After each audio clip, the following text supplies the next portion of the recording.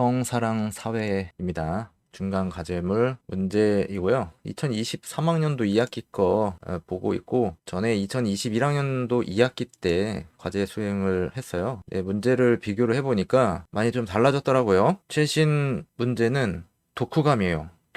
교재 아니고 저서라고 했는데 도서를 읽고 독후감을 쓰는 겁니다. 그 전에 비해서는 좀 부담스러워졌네요. 좀 어려워진 거네요. 어찌 보면은. 왜냐면 책을 읽어야 되니까. 뭐 요약본이 있는지 모르겠는데 책을 한 권 다 읽고 글을 써야지 맞는 거겠죠. 그게 정상적인 거고, 그냥 읽다가 뭐 독후감을 쓸 수는 있지만 어쨌든 책 한 권을 읽어야 한다는 거. 그리고 이 책이 방송돼 도서관에 있을 거예요. 참고 문헌 이런 거 참고해야 되는 거는 도서관에 비치가 되어 있기 때문에 도서관에 있지만 도서관에 가가지고 책을 읽어야 되고, 그렇지 않으면은 책을 사야 되고, 그래서 이런 것들은 별로 과제 문제로서는 별로 좋지 않은데, 그럼에도 불구하고 이 성사랑사회라는 이 과목이 아무래도 어떤 사회의 이슈, 트렌드, 그것에 반영이 되다 보니까 교재로 설명하기에는 좀 한계가 있는 거죠. 그렇지 않고 이전에 했던 것처럼 하려면은 다른 데에서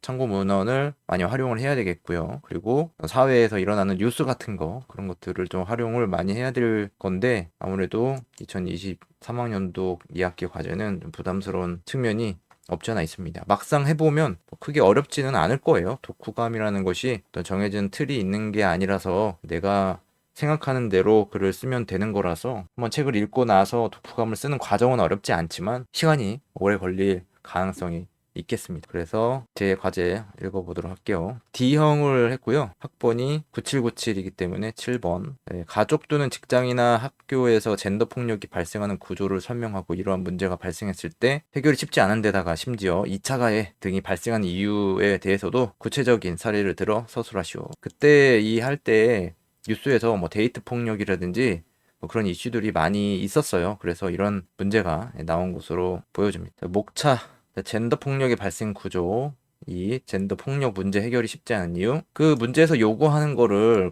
이 목차로 정해주면 되겠죠. 목차를 뭘 쓸지 그거를 고민할 필요가 없습니다. 왜냐면 문제에 다 주어졌기 때문에, 문제에 나와 있잖아요. 이런 것들 구조에 대해서 설명을 할 것이고, 그리고 쉽지 않은 이유에 대해서 얘기를 하고, 그리고 2차 가해 등이 발생한 이유에 대해서도 쓰는 거죠. 그러면 목차를 아주 쓰기가 편합니다. 그쵸? 그런데 여기 구체적인 또 발생 사례 일리로 해가지고 이것에 어떤 관점으로서 해석을 하는지, 그것에 대해서 이야기를 하면 되겠습니다. 1. 젠더 폭력의 발생 구조. 여성 폭력 철폐 선언 에서는 여성에 대한 폭력을 젠더 폭력으로 정의합니다. 젠더 폭력은 가족 또는 직장이나 학교 등 다양한 환경에서 발생하고 있습니다. 가족에서 발생하는 젠더 폭력은 부부나 연인 간에 나타나게 되는 현상이며, 학교에서의 젠더 폭력은 성충동이나 이성에 대한 호기심에 의해 발생할 수 있습니다. 직장에서 발생하는 젠더 폭력은 현재까지도 그 발생이 가족이나 학교와 달리 계급이나 위계에 의해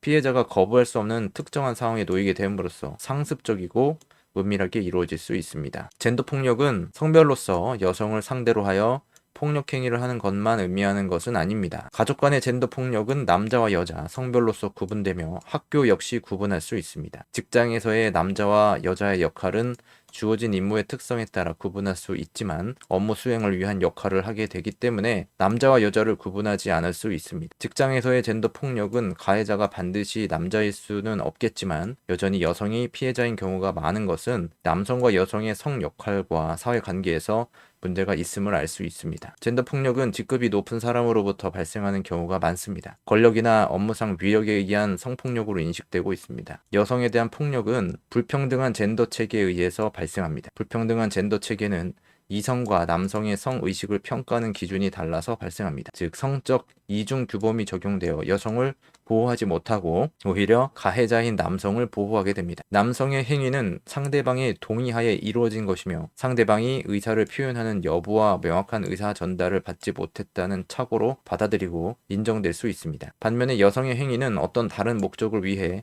의도가 있거나 충분히 거부할 수 있었지만 적극적으로 의사를 밝히지 않았을 것으로 판단되기도 합니다. 이런 설명에 대한 예를 실제 사회에서 찾아볼 수 있습니다. 이러한 사회적 인식은 피해 여성들이 자신의 피해를 밝히지 못하게 하는 원인이 됩니다. 젠더폭력 문제 해결이 쉽지 않은 이유. 젠더폭력은 여성에 대한 성적 폭력이 될 수 있고 물리적 폭력, 또한 정신적 폭력을 포함할 수 있습니다. 남성의 우월적 지위를 통해 진행되는 이러한 폭력은 성기 삽입으로 발생할 수 있으며 강압적인 지시나 벌로서 때리는 폭력 행위를 할 수 있고 성희롱 등 말로써 욕설하거나 성적 수치심을 일으킬 수 있는 언어를 사용하여 발생합니다. 우리는 여성을 대상으로 하는 성폭력을 포함하는 젠더 폭력의 발생을 발견해내는 것은 쉽지 않습니다. 젠더 폭력이 발생하는 상황은 개인적인 환경에서 발생하는 폐쇄적인 영역에서 발생하기 때문입니다. 그런데도 젠더 폭력의 발생을 우리가 알 수 있는 것은 피해자의 신고나 고소를 통해서입니다. 피해자는 젠더 폭력을 받아서 단지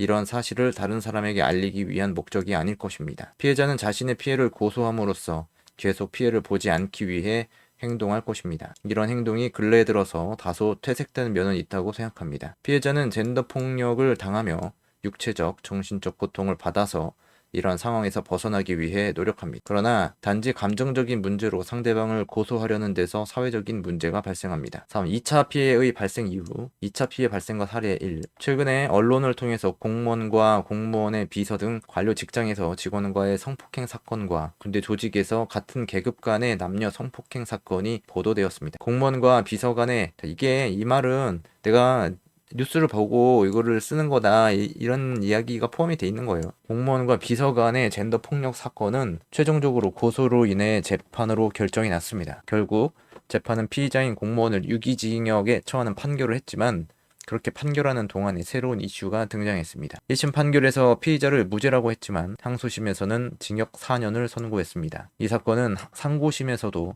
원심 판결을 확정하여 피의자 공무원의 위력에 의한 간음 및 추행 부분에 죄가 있다고 결론지었습니다. 이 사건에서 피해자는 상관을 거부할 수 없는 어쩔 수 없는 상황에서 큰 피해를 봤다고 했습니다. 피해자가 느끼기에 피의자는 대단한 권력을 가지고 있었으며 자신의 업무 수행과 상태 유지를 위해 따를 수밖에 없었다고 했습니다. 그러나 이런 생각에 대한 비판도 있었습니다. 거부할 수 있는 상황에서 충분히 노력하지 않았거나 피해자의 범죄 행위를 수월하게 해주는 행동을 하는 것으로 보이는 상황이 있었고 그동안 피해자가 했던 대화 내용으로 보았을 때 합의에 따른 관계가 아니었나는 비판이 있었습니다. 이것은 피해자로서는 2차 피해라고 생각할 수 있습니다. 만약 업무 중에 서로에게 좋은 감정을 가지게 되었다고 하더라도 그것은 이미 직장에서의 업무상 위력의 관계가 전제되었다고 할 수 있습니다. 심지어 업무적인 대화를 하더라도 지시가 먼저이고 부고가 나중인 경우가 많은 것이기 때문에 대화를 상급자가 주도했을 가능성이 큽니다. 그래서 자연스러운 사적 대화로 이어지는 것도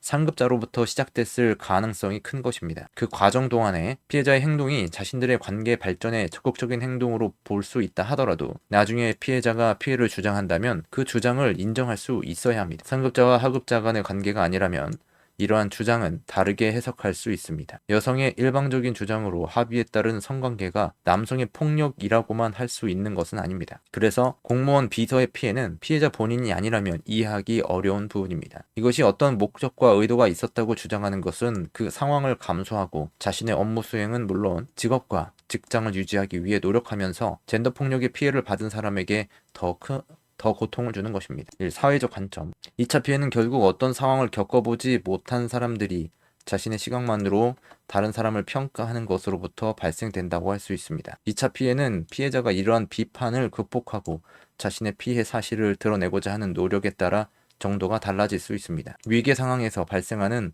젠더 폭력이 일어나는 것이 방지되지 못하고 지속해서 발생하는 것은 자연스럽게 혹은 의도적으로 발생하기 때문입니다. 행위를 하는 자신이 상대방에게 피해를 준다는 사실조차 알기 어려운 상황에서 지속해서 발생하는 것이 2차 피해고 피해자의 의도와 관계없이 다른 사람이 피해자의 행위를 비판하거나 피해자가 자신의 혐의가 없음을 주장하고 오히려 피해자의 잘못으로 여론을 이끄는 것이 문제 해결을 더욱 어렵게 만듭니다. 정치적 관점. 젠더 폭력의 2차 피해는 사실관계로 설명하고 해석하는 것이 아니라 정치적인 이념에 따라서도 선택적으로 적용될 수 있습니다. 즉, 정치적으로 지지하는 사람이 젠더 폭력의 당사자가 됐을 때는 자신이 지지하는 사람을 믿게 된다는 것입니다. 앞서 예로 들었던 이 공무원은 정치 활동을 오랫동안 했었고 정치적인 지지자가 피해자를 비판했다고 할 수 있을 것입니다. 이것은 특정 세력에 의해서 피해자가 피해자의 처지를 생각하지 않고 지지 대상을 보호한다는 명분으로 의도적으로 가해를 하는 것입니다. 문화적 관점. 젠더폭력의 2차 피해는 일반적인 문화에 의해 영향을 받을 수 있습니다. 남녀 관계를 바라보는 일반적인 사람들은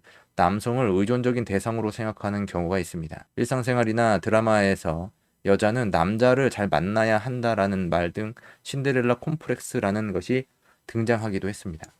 즉 여성은 남성에게 의탁하여 자신의 삶을 안정적으로 변화시키려는 심리가 있다는 것입니다. 그래서 여성인 피해자는 능력 있는 남성에게 의지하며 의도적으로 남성과 관계를 맺어왔다는 인식을 할 수 있는 것입니다. 이처럼 우리의 보편적인 문화가 피해 여성에게 2차 가해를 할 수 있는 것입니다. 2차 피해 발생과 사례 2. 최근 언론을 통해서 군에서 성폭행으로 인하여 공군 부사관이 자살한 사건이 보도되었습니다. 이 사건은 같은 계급의 남 부사관과 여 부사관 간에 발생한 것으로 기수 차이로 서열을 정하는 체계에서 상급자인 남 부사관이 여 부사관을 강제로 성폭행하여 결국 여 부사관이 자살했습니다. 이런 극단적인 결과를 초래하게 된 이유는 먼저 남 부사관의 성폭행이 가장 큰 이유지만 2차 가해 혹은 2차 피해로 인해 극단적인 선택에 더 큰 영향을 받았을 것입니다. 성폭행을 당한 여 부사관은 남 부사관에게 거부 의사를 밝히고 남 부사관의 행동에 대해 문제를 제기했음에도 남 부사관의 태도는 여 부사관에